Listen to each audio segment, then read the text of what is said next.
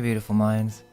Today, we have a really interesting find that was brought to our attention by RJ and Spirit Woman in our last live stream. So I wanted to give them a shout out and thank them for bringing up this newspaper that essentially speaks of ruins in America from an advanced civilization. I'll leave the original video that brought this up in the comments, but it's kind of narrated by a text-to-speech program, so I thought it would be cool if we narrated this ourselves. Also, I'll leave the original newspaper in the description, so make sure to check that out. And with that, let's get started. On January 6, 1858, the Rasman Journal published an intriguing article called Antiquities in America, discussing many of the ruins and structures around the continent that have not been discussed by official history.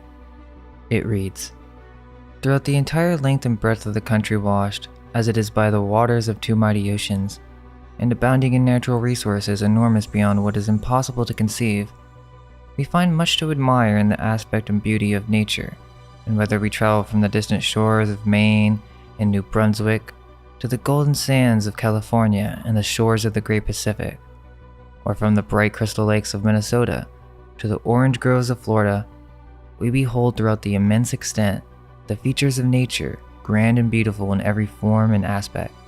The mineralogist, the geologist, the naturalist, the botanist, and even the antiquarian have all rich field here. Strange as it may appear, America abounds in antiquities, so extensive, so beautiful and majestic, as to rival those of Thebes or Nineveh. Ruins of ancient cities of immense extent, fortifications, mounds, and pyramids, temples with walls built of hewn stone showing a refined taste in architecture, and adorned with human figures beautifully executed. Large altars ornamented with hieroglyphics, probably giving a record of those who reared them, but which no man has been able to decipher. Remains of ancient palaces, with beautiful specimens of sculpture and painting, with many other marks of ancient greatness, prove to us that this is not a new world, but that a powerful empire existed at a very remote period of time, teeming with a population highly skilled in arts, and in a state of civilization far beyond anything we have been led to conceive of the Aborigines previous to the discovery of the continent by Europeans.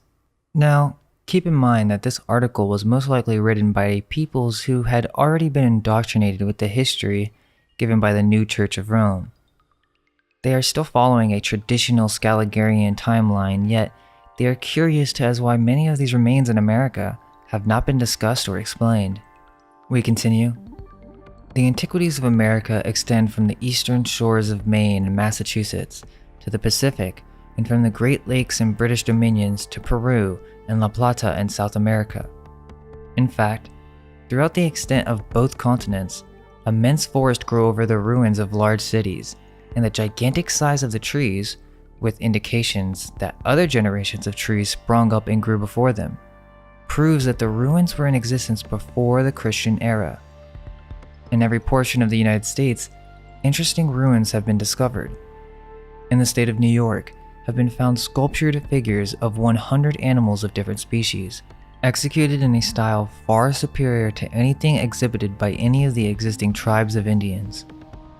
The state of Ohio abounds in ruins of towns and fortifications, with extensive mounds and pyramids.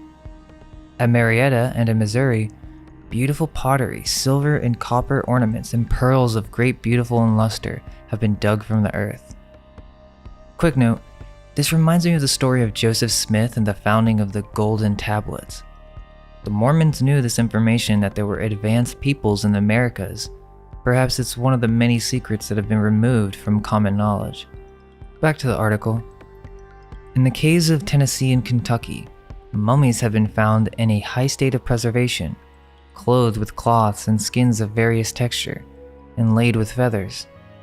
Like discoveries have been made at Carlton, near Milwaukee, in the state of Wisconsin. Ruins of huge fortifications appear. Similar ruins appear in the state of Missouri. On the south side of the Missouri River, and the western portion of the state is an enclosure of some 500 acres, which includes the ruins of a building, no doubt ancient tower, with walls over 100 feet high and 80 feet wide at the base, attached to which are a redoubt and citadel.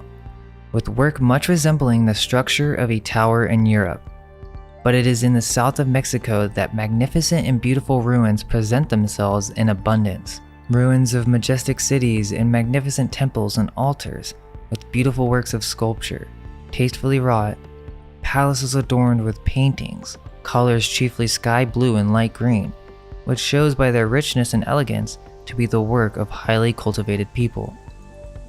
These ruins, majestic and beautiful in appearance, but overgrown with thick forest of mahogany and cedar of immense dimensions and great age, prove to the world that a great empire existed here at a very remote period of time, and that this empire teemed with an immense population, a people skilled in the mechanical arts, and an advanced state of cultivation. The most extensive ruins are to be found at Uxmal and Palenque in the southeast of Mexico. At Uxmal are immense pyramids coated with stone and quadrangular stone edifices and terraces. The highest of these pyramids are 130 feet, and on the summit it supports a temple. On one of the facades of the temple are 4 human figures cut in stone with great exactness and elegance. The hands are crossed upon the breast, the head is covered with something like a helmet, above the neck is a garment of the skin of an alligator, and over each body is a figure of a death's head and bones. At Palenque, a city of great extent, are immense ruins with the remains of a royal palace. One temple, that of Copan, 520 feet by 600, and supposed to have been as large as St. Peter's at Rome. Another temple of great dimensions is here, having an entrance by a portico 100 feet long and 10 feet broad. It stands on an elevation of 60 feet. The pillars of the portico are adorned with hieroglyphics and other devices. Different objects of worship have been found, representations of the gods who were worshipped in this country. These temples, with 14 large buildings and many other objects of curiosity, stand here as monuments of ancient greatness to remind us the remote origin of a mighty empire. The city has been described as the Thebes of America, and travelers have supposed that it must have been 60 miles in circumference and contained a population of 3 million souls. So if you haven't seen our video on Norumbega, I would check that out, but one of the books from these early European settlers, such as David Ingram, speak of these natives living in these palaces, with these banquet halls and great pillars where the natives would host rituals.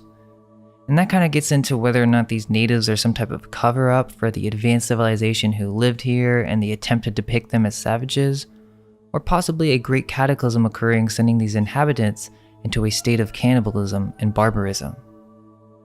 Then the article reads, centuries must have elapsed and dynasties succeeded each other before such orders of architecture were introduced, and a great length of time must have passed before an empire would become sufficiently powerful to erect such temples and possess a city of such vast extent. And looking back to the past, we feel interested in the imagination that these people, once in the noonday of glory, enjoying all the fruits and luxuries of an advanced civilization. But when we behold these ruins, in melancholy reflection must at once seize our minds. On the ground where once nations met in their strength and power, wild beasts now roam, and venomous serpents wend their way. And over these vast cities, where once the busy hum of industry and the voice of merriment resounded, grows the vast cedar on whose branches the owl chatters discordant notes, and the bat sleeps at meridian. In this country is exhibited the largest pyramid in the world, that of Cholula near Puebla. It covers 41 acres and is 200 feet high. On its summit was a temple, and in the interior has been discovered a vault, roofed with beams of wood, containing skeletons and idols. Several other smaller pyramids surround this large one. It appears to have been formed by cutting a hill into an artificial shape. Its dimensions are immense, being nearly 3 miles in circumference and about 400 feet high. It is divided into terraces and slopes, covered with platforms, stages, and bastions, elevated one above the other, and are formed with large stones, skillfully cut and jointed with cement. In some respects, the style of architecture resembles the Gothic, being massive and durable, while in other respects it resembles the Egyptian, yet the general construction manner and style of architecture is different from anything hitherto described in the world. Notice how they compare this architecture to the Gothic style, perhaps Tartarian in nature. In Egypt, hieroglyphics on stone denote remarkable events which no one has yet been able to decipher.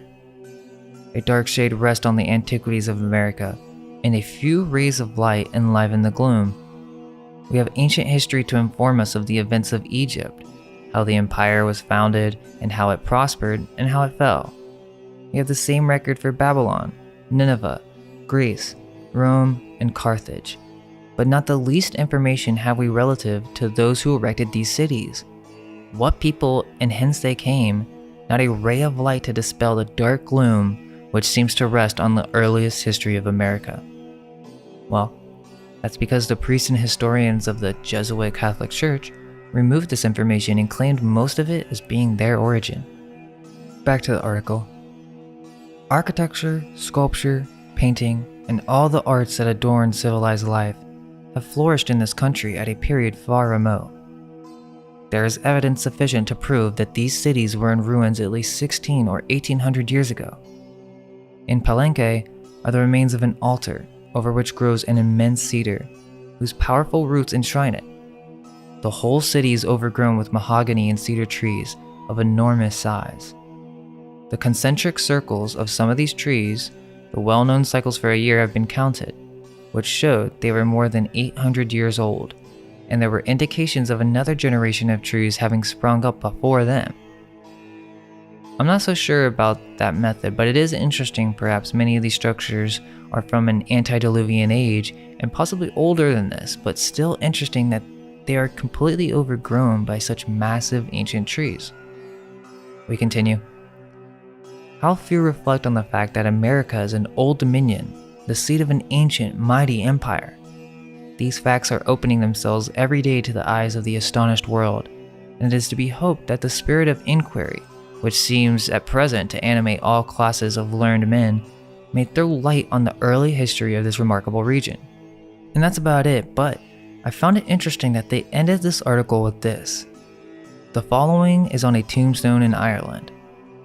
Here lies the body of John Mound, lost at sea and never found. So during this age, they were well aware that America was filled with ancient monuments from a great past civilization.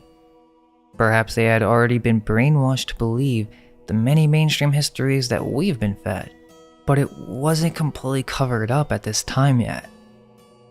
So, very interesting indeed, and another commenter named JP Cannon shared this book that we'll have to go into on another video. It has even more clues to this mystery, and it's from 1833. It covers a variety of similar topics such as ancient antiquities in the west of America, the Tartars being in the west, Roman forts in Marietta, Ohio, the evidence of Danes being in America, ruins of an ancient city 800 miles below New Orleans, and much more, so stay tuned for that one. Hope you guys enjoyed the video. Come check out our Instagram and backup channels and leave us a comment with your thoughts or any finds that you may think are interesting. Let's remember to stay curious, and only then may our minds be unveiled. Let go of everything you think to be true. Relax the mind and ask the question, do I truly understand what this reality is?